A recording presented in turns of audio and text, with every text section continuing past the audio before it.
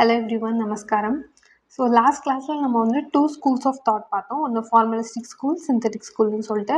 ஃபார்மலிஸ்டிக் ஸ்கூலை பற்றி நான் உங்களுக்கு நிறையவே சொன்னேன். அதில் யார் யார் வரா, எந்தெந்த திங்கர்ஸ் ரிலேட்டடாக நம்ம படிக்க போகிறோம், இல்லை என்னென்ன திங்கர்ஸ்லாம் சொன்னாங்க. ஸோ ஸ்பெஷலிஸ்ட் ஆர் ஃபார்மலிஸ்டிக் ஸ்கூல்னால் என்ன?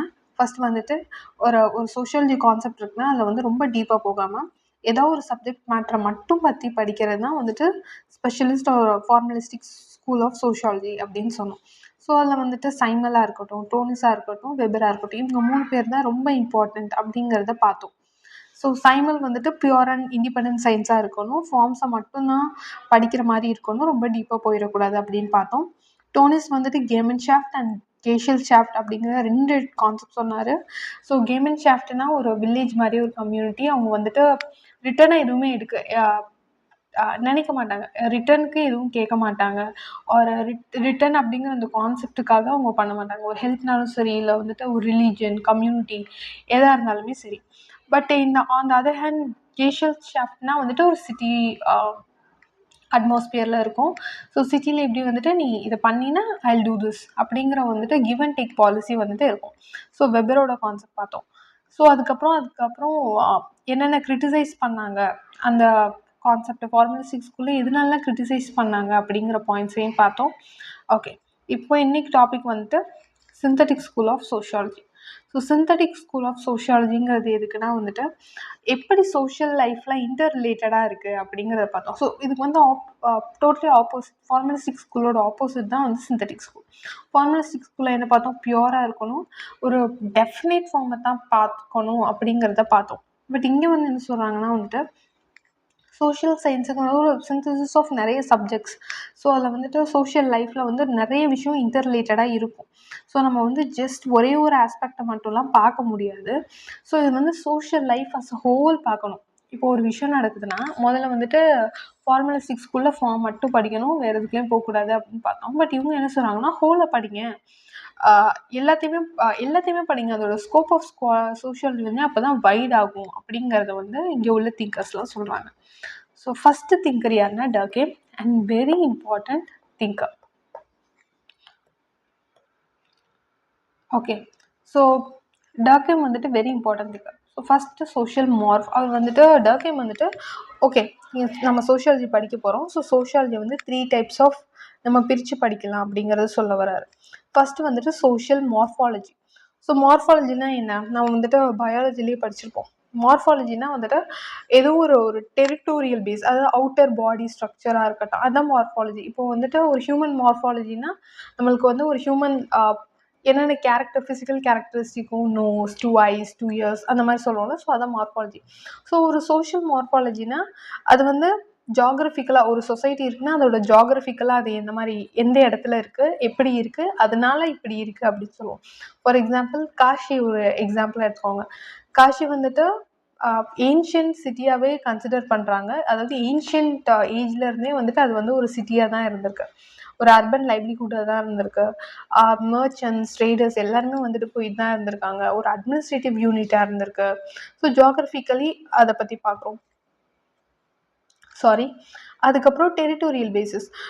ஸோ ரெண்டுமே சேம் தான். ஃபார் எக்ஸாம்பிள் காவேரி டெல்டா வந்துட்டு அதோட டெரிட்டரிஸ் பாருங்கள், அதை சுற்றி என்னென்ன இருக்குது, இதனால வந்துட்டு தாஞ்சூர் வந்துட்டு ஒரு சோலாஸோட அட்மினிஸ்ட்ரேட்டிவ் கேபிட்டலாக இருக்குது.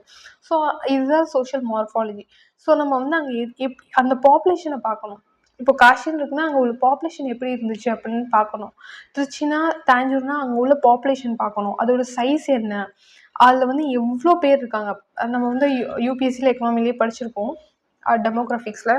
ஸோ அந்த பெர் கேபிட்டல் இன்கம்னு கேல்குலேட் பண்ணையில் வந்துட்டு நம்ம வந்து பாப்புலேஷனும் பார்க்கணும். பாப்புலேஷன் எந்த அளவுக்கு இருந்தாங்க, பாப்புலேஷன் டென்சிட்டி எவ்வளோக்கு இருந்துச்சு அப்படின்னு பார்க்கணும். ஸோ ஒரு quick revision. So population density of Tamil Nadu or India is 555. Okay, நான் வச்சுக்கோங்க, I am revising for myself. Okay, so sorry. So distribution எல்லாமே நம்ம பார்க்கணும். ஸோ அந்த சைஸ் அனலைஸ் பண்ணையில் அந்த பாப்புலேஷனோட குவாலிட்டி பார்க்கணும். பாப்புலேஷன் டென்சிட்டி ஜாஸ்தியாக இருக்கலாம், பட் வந்து அவங்க குவாலிட்டியான லைவ்லிஹுட்டாக இருக்காங்களா, பெஸ்ட் ஹெல்த் கேர் கிடைக்குதா, வாட்டர் குவாலிட்டி எப்படி இருக்குது, அவங்க ஷெல்டர் எப்படி இருக்குது, லைவ்லிஹுட், ஸ்கூல், எஜுகேஷன் எல்லாமே எப்படி இருக்குது அப்படிங்கிறத பார்க்கணும். இதெல்லாம் வந்துட்டு சோஷியல் ரிலேஷன்ஷிப்புக்கு எப்படி ஹெல்ப் பண்ணுது. ஃபார் எக்ஸாம்பிள் பாருங்கள், இப்போ வந்துட்டு ஒரு ஸ்லம் ஏரியாவை எடுத்துக்கலாம். ஓகே, ஒரு ஸ்லம் இருக்குது.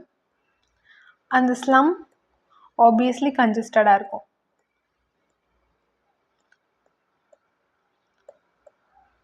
வாட்டர் ஸ்டாக்னேஷன் கண்டிப்பாக இருக்கும். ஏன்னா கன்ஜஸ்டடாக இருக்கையிலேயே வந்துட்டு டாய்லெட்ஸ் எல்லாமே வந்துட்டு ஒரு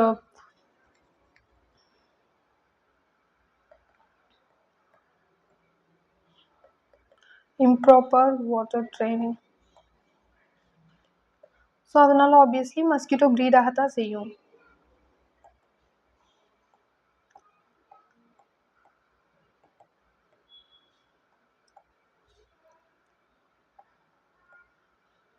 நான் ஸ்பெசிஃபிக்காக மலேரியான்னு சொல்ல நீங்கள் போகலாம். ஓகே, இந்த கன்ஜஸ்டட் எடுத்துக்கலாம். இப்போது அதே இடத்துல கண்டிப்பாக ஒரு ப்ரைமரி ஹெல்த் சென்டர் இப்போல்லாம் இருக்குது. ஸோ ஒரு பிஹெச்சி இருக்கா, ப்ரைமரி ஹெல்த் சென்டர் இருக்குது, அதுவும் ஆட்டோமேட்டிக்காக கன்ஜஸ்டடாக தான் இருக்கும்.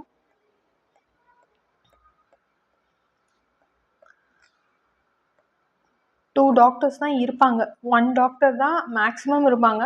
நான் வந்து ரொம்ப நம்ம கீழே போயிடக்கூடாதுங்கிறதுக்காக ஓகே 2 டாக்டர்ஸ்ன்னு போட்டிருக்கேன்.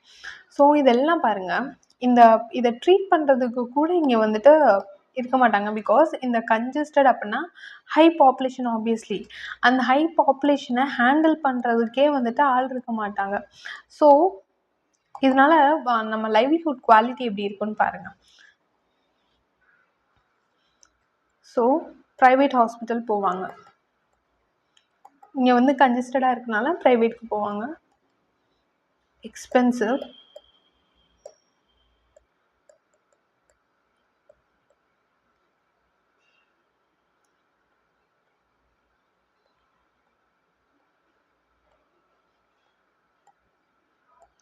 ஹோம் சேவிங்ஸ் டிக்ரீஸ் ஆகும்.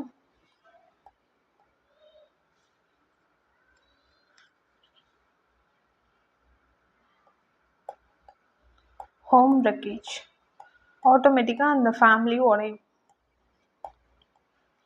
அந்த ஃபேமிலி எப்படின்னாலும் உடையும். பிகாஸ் வந்துட்டு அந்த விமனும் வேலைக்கு போவாங்க. ஸோ அவங்க வேலைக்கு போகிறதும் நல்லா இருக்காது, அவங்க ஹெல்த் பாதிக்கப்படும்.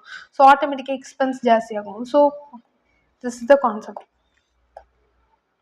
ஓகே, ஸோ இதுதான் நடக்கும்.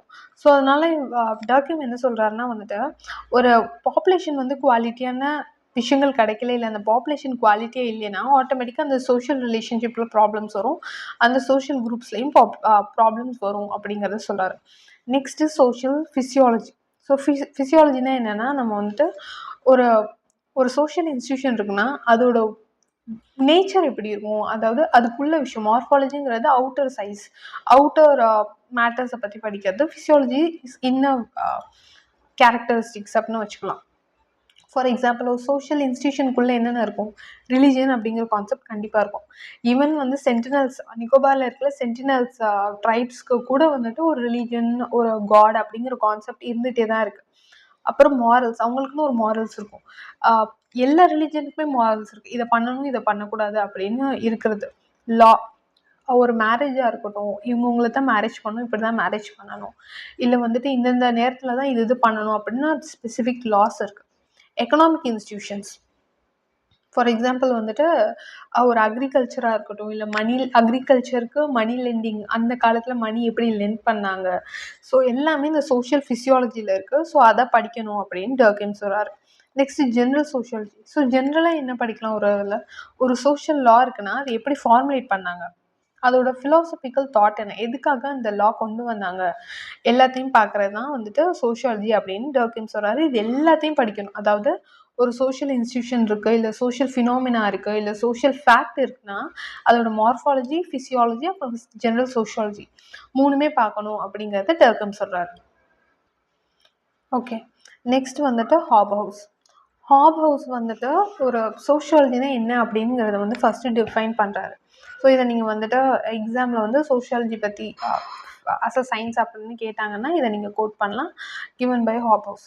ஸோ அவர் என்ன சொல்கிறாருன்னா வந்துட்டு, இது வந்து ஒரு சயின்ஸ், இந்த சயின்ஸில் வந்துட்டு ஒரு மேனோட ஹோல் சோஷியல் லைஃப்பை பார்க்க போகிறோம். அதாவது இது science of understanding whole social life of a man அப்படிங்கிறது தான் வந்து சோஷியாலஜி அப்படின்னு சொல்கிறார். ஸோ இதில் வந்து என்ன சொல்கிறாருன்னா, அவர் வந்து மெயினாக இந்த சோஷியாலஜி அப்படிங்கிற ஒரு கான்செப்டில் என்ன இருக்கணும்னா வந்துட்டு, மித்த சோஷியல் சயின்சஸ் இருக்குல்ல, மித்த சோஷியல் சயின்ஸ்னால் என்ன, எக்கனாமிக்ஸாக இருக்கட்டும், ஹிஸ்ட்ரியாக இருக்கட்டும், இல்லை பாலிட்டியாக இருக்கட்டும், எல்லாத்தோட ஒரு மியூச்சுவல் எக்ஸ்சேஞ்ச் அண்ட் மியூச்சுவல் ஸ்டிமுலேஷனோ பார்க்கணும் அப்படிங்கிறது சொல்கிறாரு. அதாவது சோஷியாலஜி அப்படிங்கிற ஒரு சப்ஜெக்டை டிஃபைன் பண்ணிட்டாரு. அதை விட sociology and political science, sociology and history, sociology and economics அப்படிங்கிறத வந்துட்டு என்னென்ன வித மாதிரி மியூச்சுவலாக எக்ஸ்சேஞ்ச் பண்ணிக்கிறாங்க ரெண்டு பேரும் அப்படிங்கிறத படிக்கணும். அதுக்கப்புறம் மியூச்சுவலாக என்னென்ன ஸ்டிமுலேட் ஆகுது. ஃபார் எக்ஸாம்பிள், இப்போ வந்துட்டு ஒரு சொசைட்டியில் பாவர்ட்டி அதிகமாக இருக்கிற ஒரு சொசைட்டியில் ஆட்டோமேட்டிக்காக சோஷியாலஜிக்கல் ப்ராப்ளம்ஸ் வரும். ஸோ இது வந்துட்டு இதுலேருந்து இங்கே போகும், இது வந்து இங்கே வரும். ஸோ வந்துட்டு இது வந்து எப்படி சொல்ல, பேரலாக நடக்கக்கூடிய விஷயம். ஸோ அந்த சோஷியல் சயின்ஸோட மியூச்சுவல் எக்ஸ்சேஞ்ச் அண்ட் மியூச்சுவல் ஸ்டிமுலேஷனை பற்றி படிக்கணும் அப்படிங்கிறத ஹாப்ஹவுஸ் சொல்கிறாரு. நெக்ஸ்ட் கார்ல் மேன்ஹைம் வந்துட்டு சிஸ்டமேட்டிக் அண்ட் ஜென்ரல் சோஷியாலஜி அப்படிங்கிற ரெண்டு கான்செப்ட் சொல்கிறாரு. ஸோ சிஸ்டமேட்டிக் சோஷியாலஜியில் என்ன சொல்கிறாருன்னா வந்துட்டு, நிறைய விஷயங்கள் இருக்குது. அதாவது ஒரு சொசைட்டியில் வந்து ஹியூமன்ஸ் வந்துட்டு ஒன்றா சேர்ந்து வாழ்கிறாங்கன்னா அதுக்கு வந்து நிறைய ஃபேக்டர்ஸ் இருக்குது. ஸோ அவர் வந்து என்ன சொல்கிறாருன்னா, இந்த எல்லா ஃபேக்டர்ஸையும் ஸ்டடி பண்ணணும். இது எல்லா ஃபேக்டர்ஸும் எல்லா கைண்ட் ஆஃப் சொசைட்டிலையும் எந்த மாதிரி ரிலேஷனில் இருக்குங்கிறத டிஸ்கிரைப் பண்ணணும் அப்படிங்கிறது தான் சிஸ்டமேட்டிக் அண்ட் ஜென்ரல் சோஷியாலஜின்னு சொல்கிறாரு. இவர் வந்துட்டு ஹிஸ்டாரிக்கல் சோஷியாலஜி அப்படிங்கிற ஒரு கான்செப்டும் சொல்கிறாரு. இதில் என்னென்னா வந்துட்டு ஹிஸ்ட்ரியில், ஃபார் எக்ஸாம்பிள், இப்போ ஒரு கண்ட்ரி இருக்குன்னு வச்சுக்கோங்க, அந்த கண்ட்ரியோட ஹிஸ்ட்ரி பார்க்கணும். For example, battle of Panipat அப்படிங்கிறத நம்ம படிச்சிருப்போம். ஸோ வந்து 3 பேட்டில்ஸ் நடந்திருக்காங்க. ஆனால் எப்போ இருந்தெல்லாம் நடந்திருக்கு? ஃபர்ஸ்ட் வந்துட்டு அரப் இன்வேஷனில் நடந்துச்சு, கோரி, தென் பாபர், தென் அக்பர். இந்த 3 பேரோடையும் நடந்துச்சு. இதில் வந்துட்டு பிருத்விராஜ் சௌஹானோட நடந்துச்சு. ஸோ இந்த 3மே சேம் அந்த பேட்டில் ஆஃப் பானிபத்தில் தான் நடந்துச்சு. ஸோ பேட்டில் ஆஃப் பானிபத் ஏன் அந்த பானிபத் அப்படிங்கிற ரீஜனில் மட்டும் ஏன் நடக்குது? ஏன்னா வந்துட்டு அது ஒரு ஹில்லி டெரைன். ஸோ அந்த டெரைனில் வந்துட்டு ஈஸியாக வந்து இந்தியன் ஃபோர்ஸஸ்க்கு வந்துட்டு லக் ஈஸியாக இருக்கும். பிகாஸ் அவங்க வந்து கொரில்லா வேர்ஃபேர் அப்படிங்கிற விஷயங்கள் எல்லாம் கற்றுக்கிட்டாங்க. ஸோ அதனால அந்த இடத்துல தான் நடந்துக்கிட்டு இருக்கு. ஸோ இதுதான் வந்து ஹிஸ்டாரிக்கல். ஸோ அந்த இடத்தோட ஹிஸ்ட்ரியை நம்ம தெரிஞ்சுக்கணும். நெக்ஸ்ட், அதோட வந்துட்டு ஜென்ரல் ஃபார்ம் ஆஃப் சொசைட்டி. அந்த இடத்துல வந்து எப்படி சொசைட்டி எப்போவுமே ஜென்ரலாக இருந்தாங்க, ரிச்சான சொசைட்டியா இல்லை புவர் சொசைட்டியா இல்லை வந்து ஒரு லிட்ரேட் சொசைட்டியா, எல்லாமே நம்ம பார்க்கணும். அதுதான் ஹிஸ்டாரிக்கல் சோஷியாலஜி. ஸோ நெக்ஸ்ட் வந்துட்டு சொரோக்கின். இவர் என்ன சொல்கிறாருன்னா வந்துட்டு 2 ரிலேஷன்ஷிப்பில் நடக்கக்கூடிய ஃபினாமினாவை பார்க்கணும் அப்படின்னு சொல்கிறார். தட் இஸ், இப்போ வந்துட்டு ஒரு சோஷியல் அண்ட் ஒரு நான் சோஷியல் கேரக்டரிஸ்டிக் ஒரு சொசைட்டியில் இருக்குது. ஃபார் எக்ஸாம்பிள் என்ன சொல்கிறதுனா வந்துட்டு, சோஷியல்னு சொன்னால் ரிலீஜியன், நான் சோஷியல்னு சொன்னால் சயின்ஸ். ஸோ இது ரெண்டுமே வந்துட்டு ஒரு சொசைட்டியில் எப்படி இருக்குது அப்படிங்கிறத வந்து பார்க்கணும் அப்படின்னு சொல்கிறாரு. இது மட்டும் இல்லை, எல்லாத்தையும் பார்க்கணும். ஒரு ரிலீஜியன், அப்புறம் வந்து ஒரு மேல் சொசைட்டி எப்படி இருக்காங்க, ஃபீமேல் சொசைட்டி எப்படி இருக்காங்க, எல்லாத்த பற்றியும் கம்பேர் பண்ணி ஸ்டடி ஆஃப் ரிலேஷன்ஷிப்ஸாக பார்க்கணும். 2 ரிலேஷன்ஷிப்பை பார்க்கணும், அந்த சோஷியல் ஃபினாமினாவை படிக்கணும் அப்படிங்கிறது தான் சொரோக்கின் சொல்கிறாரு. ஸோ இதெல்லாம் தான் வந்துட்டு சிந்தட்டிக் ஸ்கூல் ஆஃப் சோஷியாலஜியில் சொல்கிறாங்க. ஸோ இவங்க 3 பேர் நம்ம பார்த்துருக்கோம்: சொரோக்கின், கார்ல் மேன்ஹைம், ஹாப்ஹவுஸ் அண்ட் டர்கீம். ஸோ டர்கீம் வந்து வெரி இம்பார்ட்டன்ட், ஹாப்ஹவுஸும் ரொம்ப இம்பார்ட்டன்ட். ஹாப்ஹவுஸோட கோட்ஸை நீங்கள் வந்துட்டு ஆன்சர் ரைட்டிங்கில் வந்துட்டு கோட் பண்ணிக்கலாம். அண்ட் சொரோக்கின் அண்ட் கார்ல் மேன்ஹைமில் நீங்கள் 2 பேரில் யாராவது ஒருத்தவங்களை எடுத்துக்கிட்டால் போதும். பிகாஸ் இவங்கக்கிட்ட நம்ம அவ்வளோ பாயிண்ட்ஸ் எதிர்பார்க்க முடியாது. ஸோ அதனால் okay. So next general consensus. So இந்த சிந்தட்டிக் ஸ்கூலில் வந்துட்டு எல்லாருமே எதை பற்றி பேசியிருக்காங்க, ஜென்ரலாக என்னென்ன கன்சென்சஸ்லாம் நம்ம வந்து எடுத்துக்கலாம் அப்படின்னா வந்துட்டு, பெர்ஸ்பெக்டிவ் ஒரு அனாலிசிஸ். ஸோ இதில் என்ன சொன்னாங்கன்னா, ஒரு சோஷியலிக்கல் கான்செப்ட் இருக்குன்னா அதோட பெர்ஸ்பெக்டிவ் என்ன இருக்குது அப்படின்னு பார்க்கணும். இப்போ ரிலீஜியன்னா அது எந்த விதமான பெர்ஸ்பெக்டிவில் நம்ம பார்க்கணும் அப்படிங்கிறத சொல்லணும். அதை வந்துட்டு நம்ம சோஷியல் இன்ஸ்டிடியூஷன் அப்படிங்கிற பெர்ஸ்பெக்டிவில் நம்ம பார்ப்போம்.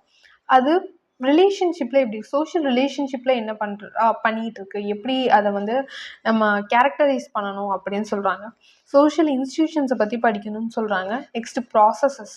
இப்போ ஒரு விஷயம் நடக்குதுன்னா அது சொசைட்டியில் ஒரு விஷயம் மேரேஜ் அப்படிங்கிறது வந்துட்டு ஒரு ப்ராசஸ். அது எப்படி நடக்குதுன்னு பார்க்கணும். நெக்ஸ்ட் இந்த சிந்தட்டிக் ஸ்கூல் தான் வந்துட்டு ரிசர்ச் எப்படி எந்த மாதிரி மெத்தடாலஜி யூஸ் பண்ணுங்கிறதையும் இந்த சிந்தட்டிக் ஸ்கூல் தான் சொல்கிறாங்க. இது வந்து நம்ம செகண்ட் சாப்டரில் படிப்போம். ஸோ நெக்ஸ்ட் வந்துட்டு ஸ்ட்ராட்டிஃபிகேஷன், பேத்தாலஜி எல்லாமே படிக்கணும் அப்படின்னு சொல்கிறாங்க. ஸோ இதான் ஜென்ரலாக நம்ம சோஷியாலஜி இனிமேல் படிக்க போகிறது எல்லாத்தையும் நம்ம இதை தான் படிக்க போகிறோம். Okay next scope of sociology. இது ஏற்கனவே ப்ரீவியஸ் இயர் கொஷின். ஸோ இதில் வந்து ரொம்ப சொல்கிறதுக்குலாம் எதுவும் இல்லை. பட் நான் வந்து டாபிக் வைஸ் எழுதியிருக்கேன். ஸோ இதை நீங்கள் வந்துட்டு ஆன்சர் நீங்கள் எழுத போகையில் கொஞ்சம் எக்ஸ்பிளைன் பண்ணி எழுதிக்கணும். ஓகே, ஸோ இப்போ வந்து ஸ்கோப் ஆஃப் சோஷியாலஜி என்ன, சோஷியல் இன்ட்ராக்ஷனை பற்றி நம்ம படிப்போம். சோஷியல் இன்ட்ராக்ஷனாக இப்போ ஒரு விஷயம் நடக்குது, இல்லை வந்துட்டு ஏதோ ஒரு ஃபினாமினா, ஃபார் எக்ஸாம்பிள் சூசைட்ஸ் எடுக்கலாம். சூசைட்ஸில் வந்துட்டு எதனால் நடக்குது, ஏன் நடக்குது அப்படிங்கிறத வந்துட்டு வெபர் வந்துட்டு ரொம்ப டர்கெய்ம் வந்துட்டு ரொம்ப டீட்டெயில்டாக சொல்லியிருப்பார். So social interaction.